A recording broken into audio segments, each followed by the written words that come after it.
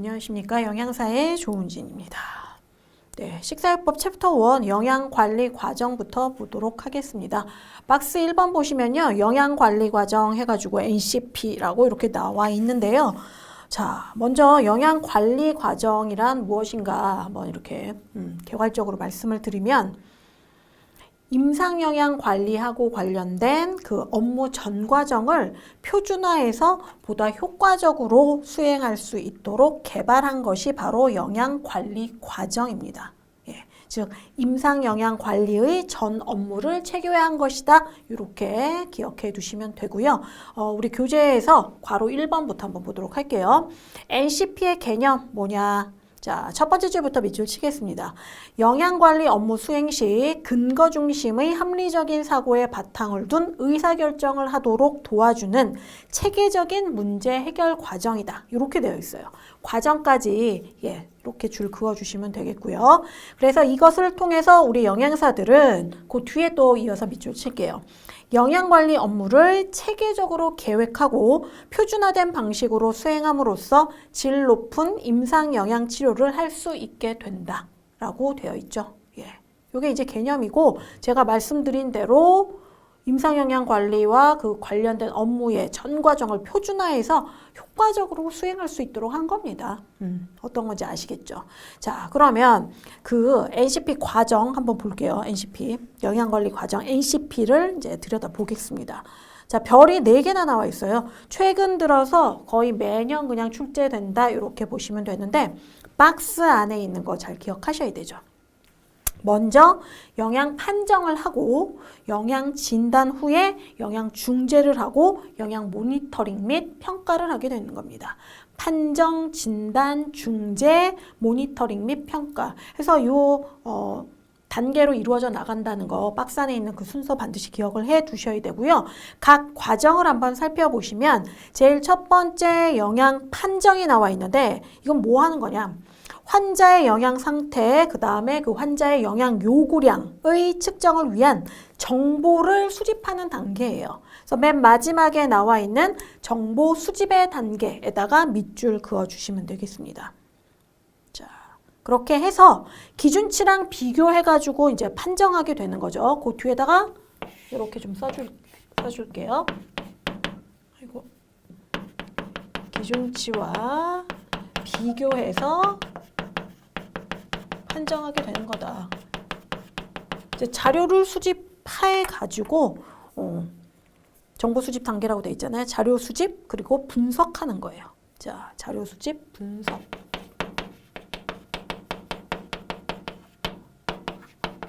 자, 이게 이제 첫 번째 단계로 보시면 되겠고, 그 다음에 이제 영양 진단이 나와 있죠. 영양 판정에서 발견된 그 뒤에 밑줄 치겠습니다. 영양 문제의 원인 및 증상 등을 고려하여 환자의 문제점을 확인하고 위험 요인을 도출하는 단계예요. 도출까지 밑줄 쳐놓으세요.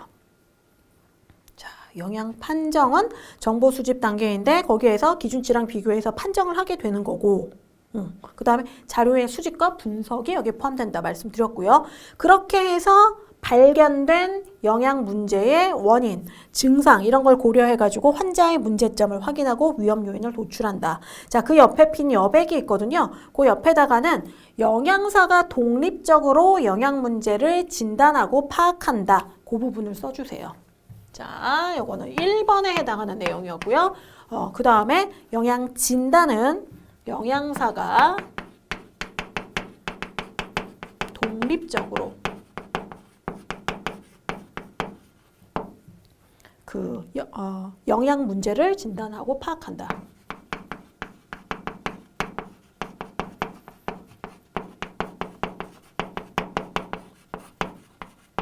자, 요거를 적어주시면 되고 그 다음 세 번째 단계가 영양 중재입니다.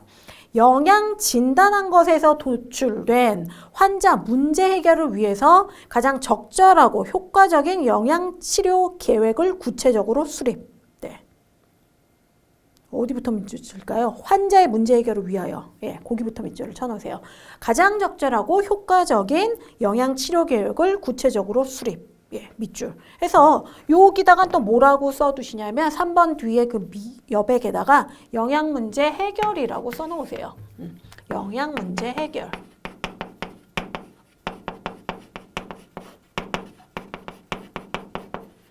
이게 이제 영양 중재고요. 그 다음 마지막 단계인 영양 모니터링 및 평가. 자, 바로 땡땡 뒤에 밑줄 칠게요. 영양 치료의 정기적인 평가에다가 밑줄. 해놓으시고 평가에다가 동그라미 해주세요. 자, 이 평가를 통해서 효과를 판정하고 계획했던 그 목표와의 차이를 분석하는 단계예요. 예. 즉, 4번 뒤에는 또 뭐라고 써두셔야 될까요? 4번 뒤에는 자, 이렇게 해서 해결 정도를 평가하는 거다. 해결 정도 평가.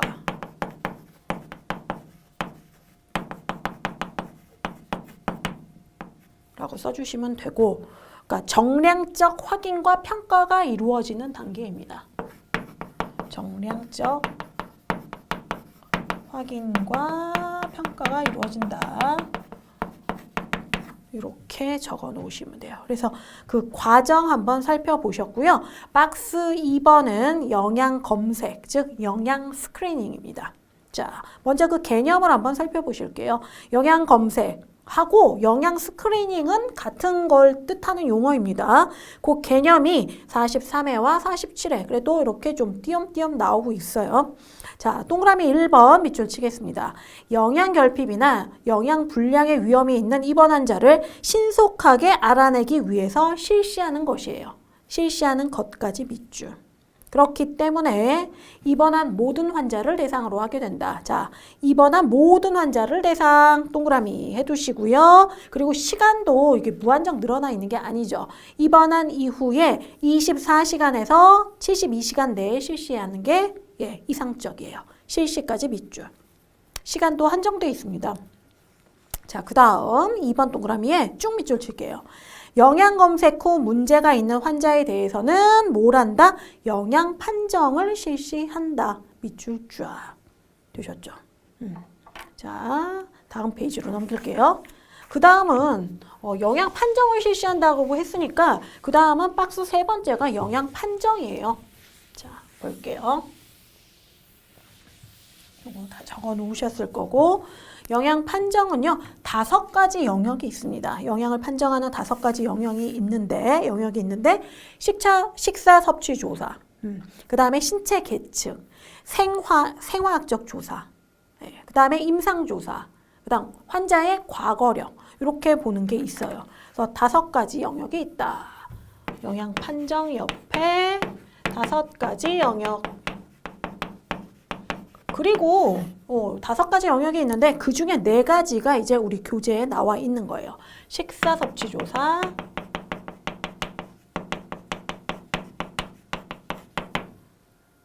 그렇죠? 괄호 1번에 나와 있는 거죠. 그 다음에 괄호 2번에 있는 게 신체 계측,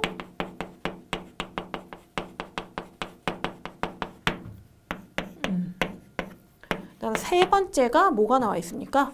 예. 생화학적 조사들이 나와 있고요.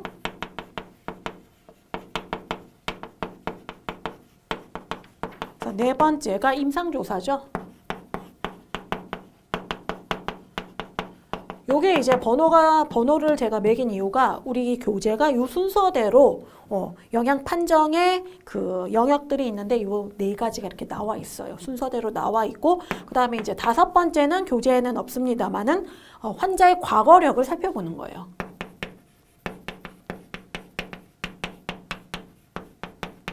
이렇게 적어 두시면 되겠고, 우리 교재는 요 4가지가 나와 있습니다. 자, 밑에 한번 볼게요. 영양 판정이란 환자의 정확한 영양 상태를 파악하고 적절한 영양 관리를 위해서 식사 섭취 조사, 신체 계측, 그 다음에 생화학 검사, 임상 조사 결과를 수집 해석하는 과정을 이야기한다. 예, 되어 있고요. 제일 첫 번째 식사 섭취 조사 볼게요. 이 식사 섭취 조사가 제일 먼저 나와 있는 이유가 있죠. 이게 이제 영양 판정의 중심이기 때문입니다. 괄호 안에 그 내용이 들어가 있고요. 바로 아랫줄 영양교육 상담에서 가장 많이 쓰이는 것은 개인별 식사 조사다. 그 부분 밑줄을 해놓으세요. 자, 개인별 식사 조사를 해서 섭취한 식품의 종류와 양을 조사하고 함유된 영양소를 산출해서 영양소 섭취 기준치하고 비교해가지고 영양 상태를 판정하게 되는 거예요. 자, 밑에 영양 보충 보시면은 양적 평가와 질적 평가가 있습니다. 자, 첫 번째 양적 평가, 양적 동그라미. 두 번째 점 질적 평가에서 질적 동그라미 해놓으세요.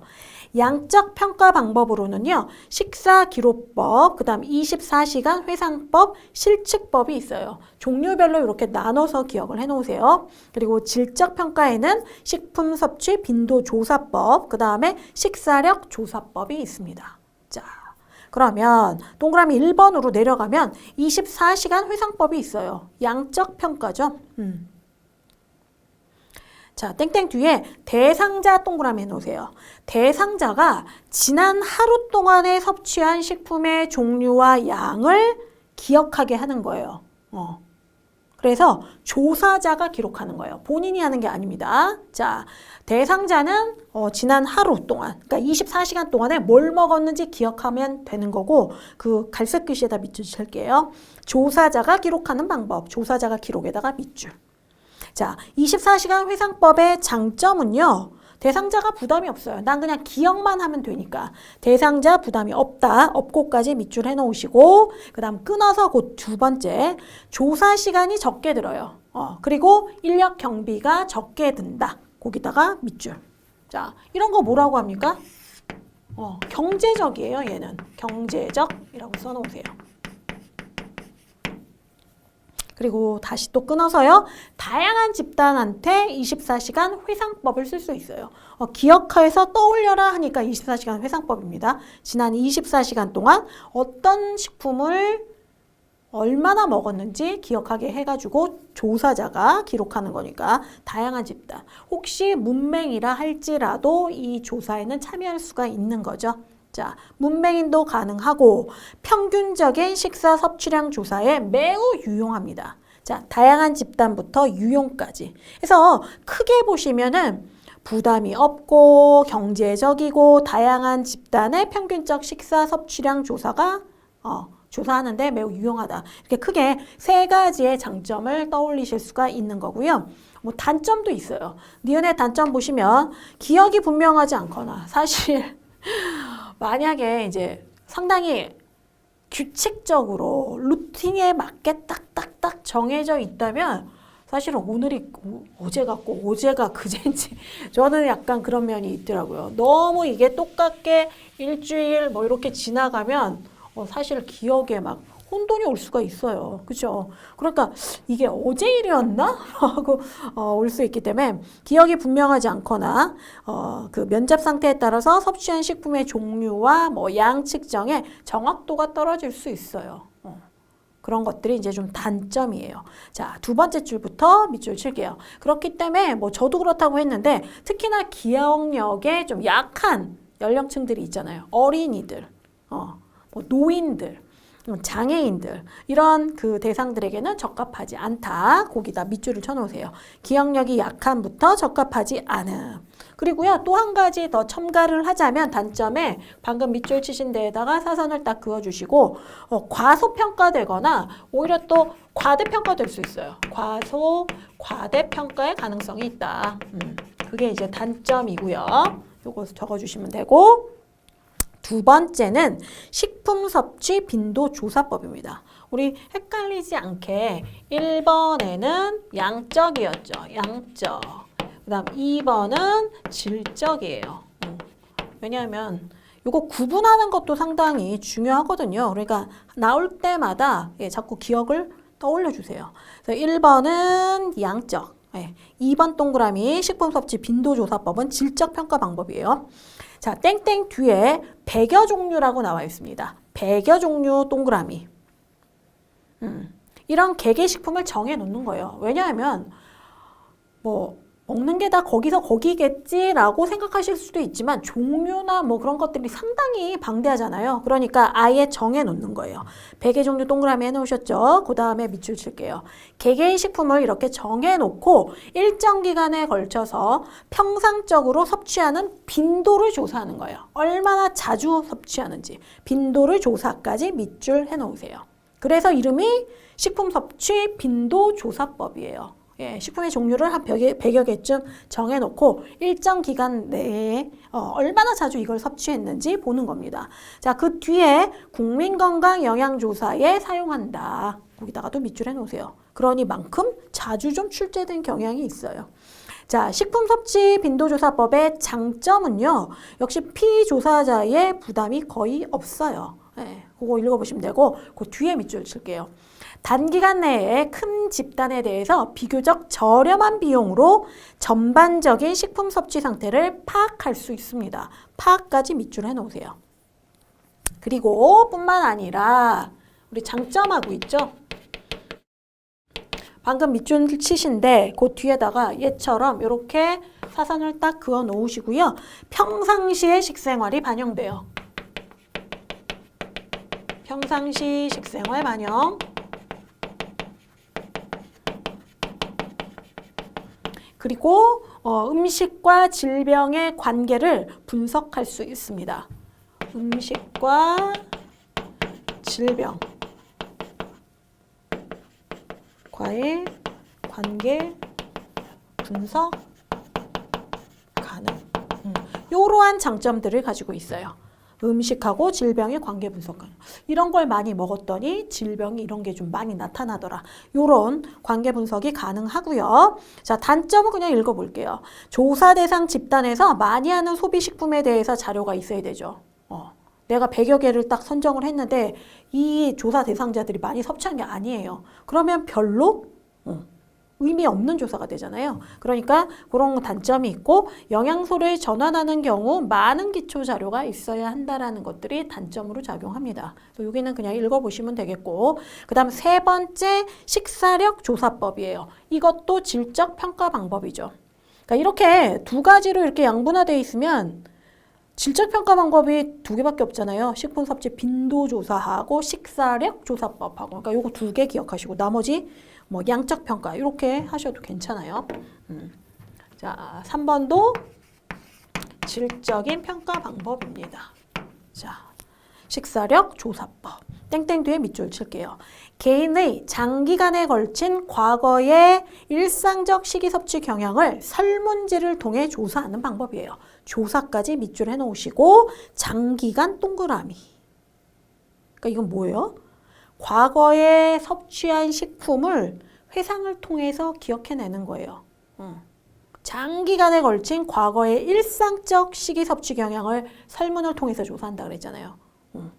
그러니까 24시간 회상법은 내가 24시간 동안에 뭘 먹었지? 이건데 요거는 과거에 섭취한 그런 식품들을 회상을 통해서 기억하는 방법이 식사력 조사법이다. 잘 기억하시면 되고 이 방법의 장점은요.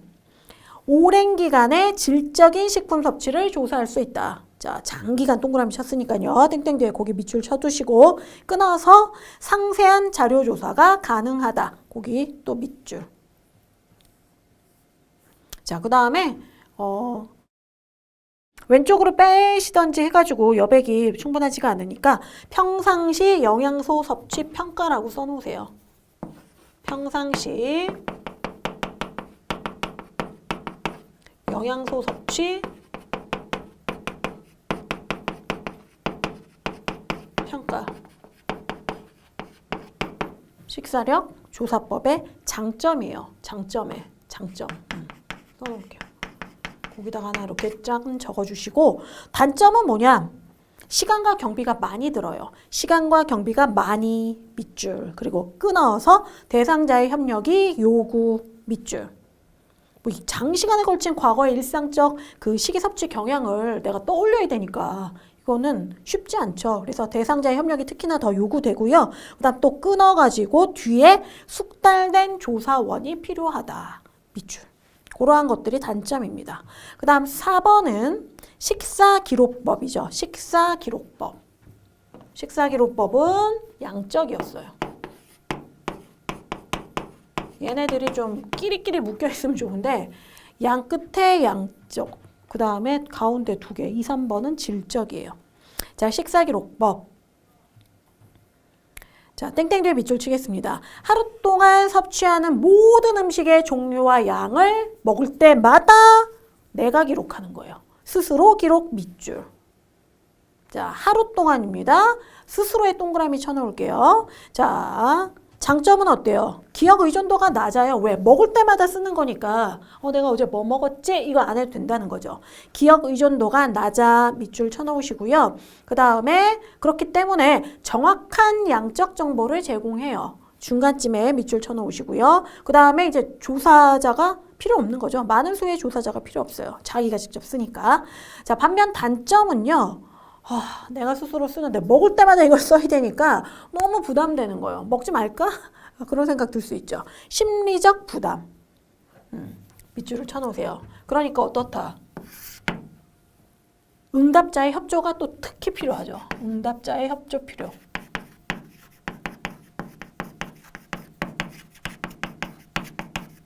써주세요. 이거 어딥니까? 심리적 부담이에요.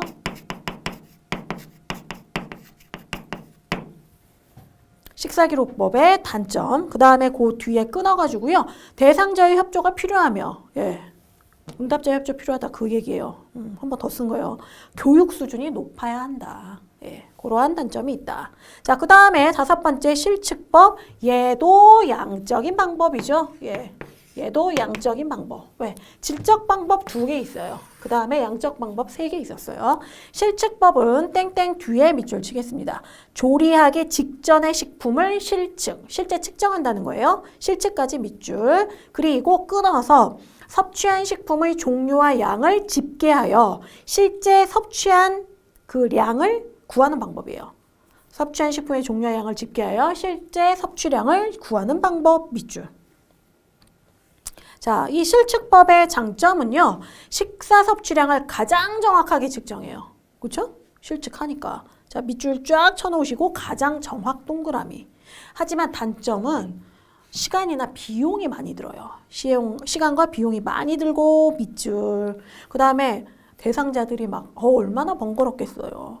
식사 기록하는 것도 힘든데 이걸 실제 측정해가지고 써야 되니까 대상자들이 번거로워하고요. 일상생활에서 음식을 잴 수 있는 저울이 항상 있어야 된다는 거예요. 그렇죠? 그런데 맨날 저울 들고 다닐 수 있나요? 그거 어려워요.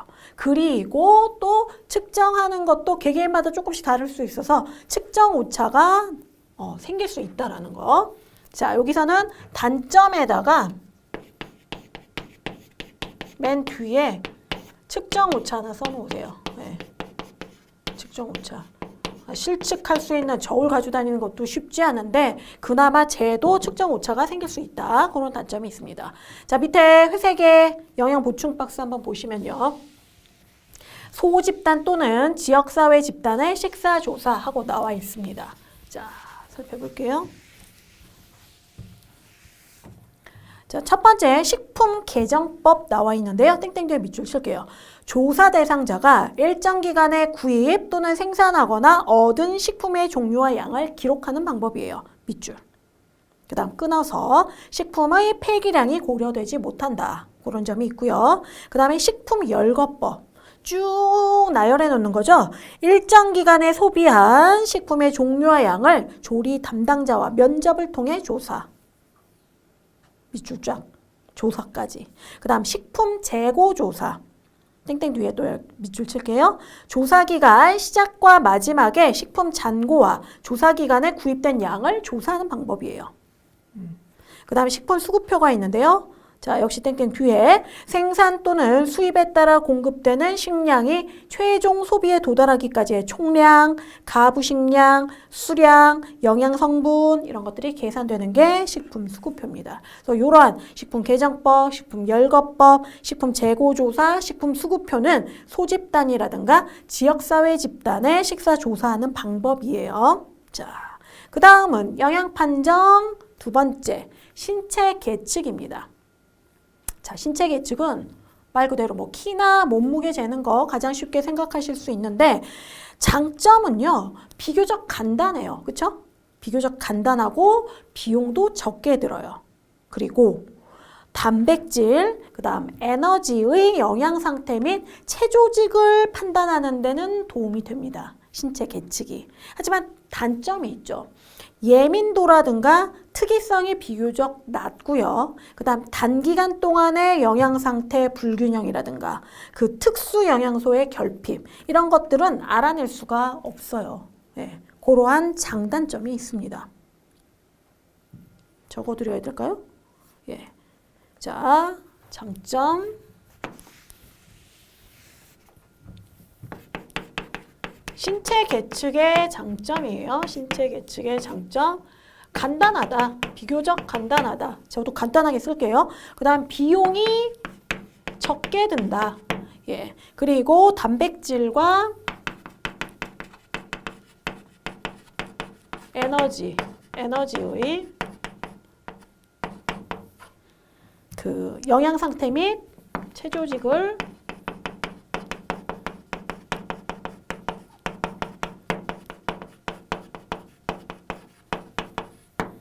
판단하는 데 도움이 된다. 판단하는데 도움이 된다. 근데 이제 단점이 또 있었죠. 단점은 예민도하고 특이성이 낮다 그랬죠. 예민도와 특이성이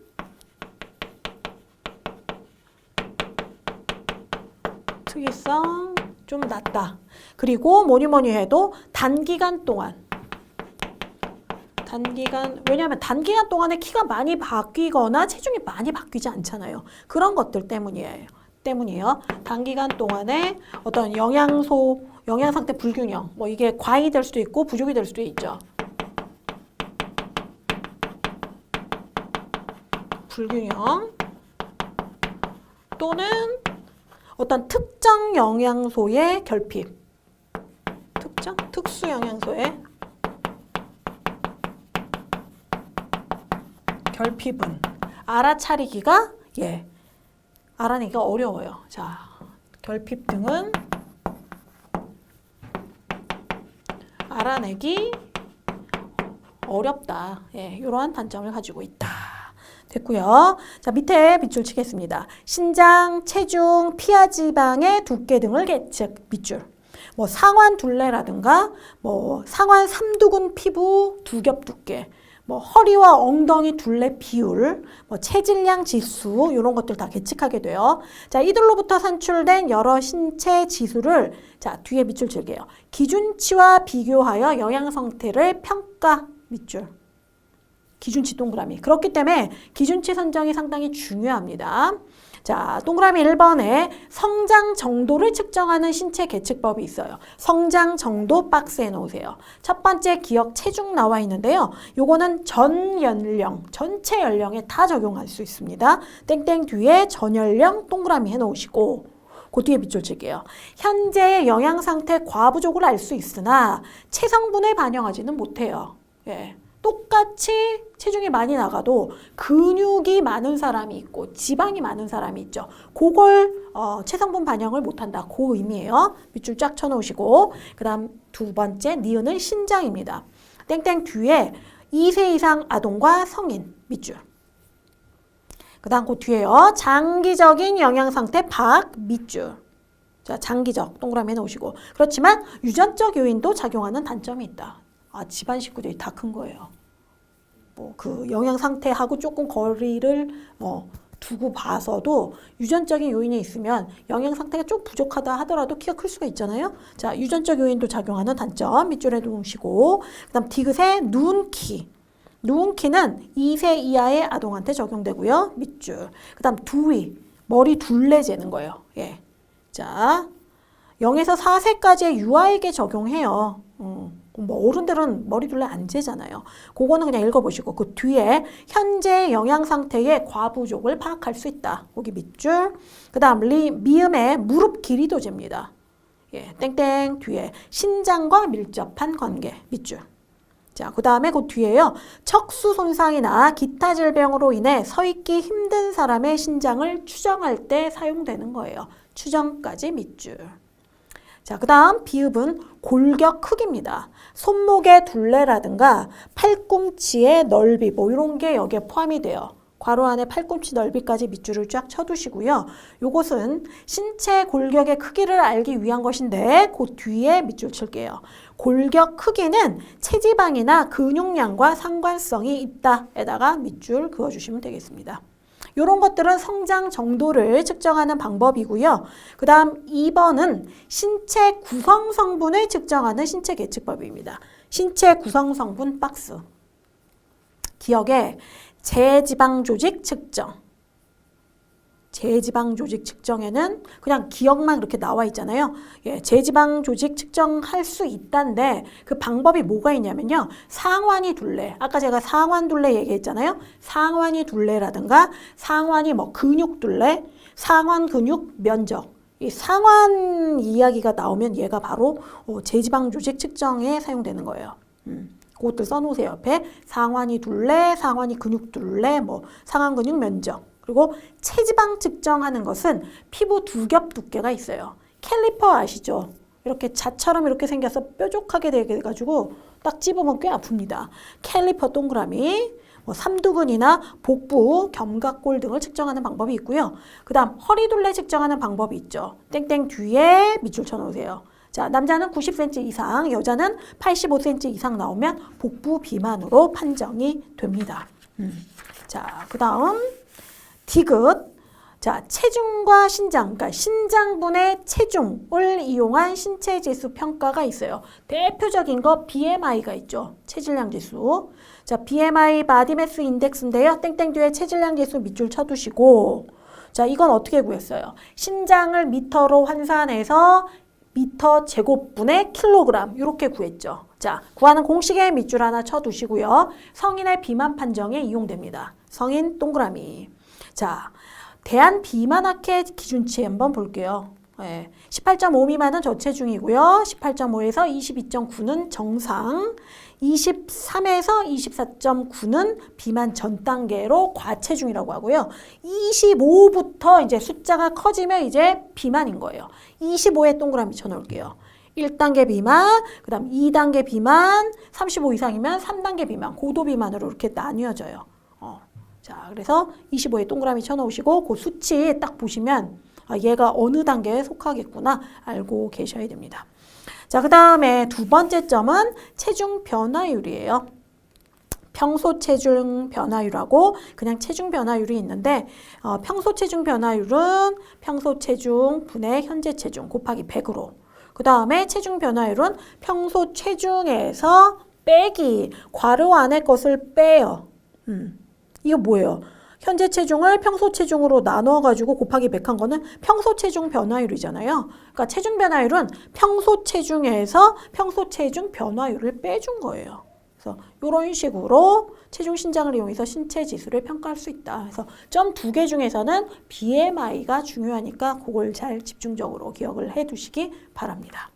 네, 오늘 이렇게 해서요. 괄호 2번까지 우리 정리해 봤고요. 괄호 3번의 생화학적 조사부터는 다음 시간에 이어나가 보도록 하겠습니다. 오늘 고생 많으셨고요. 다음 시간에 뵙겠습니다. 고맙습니다.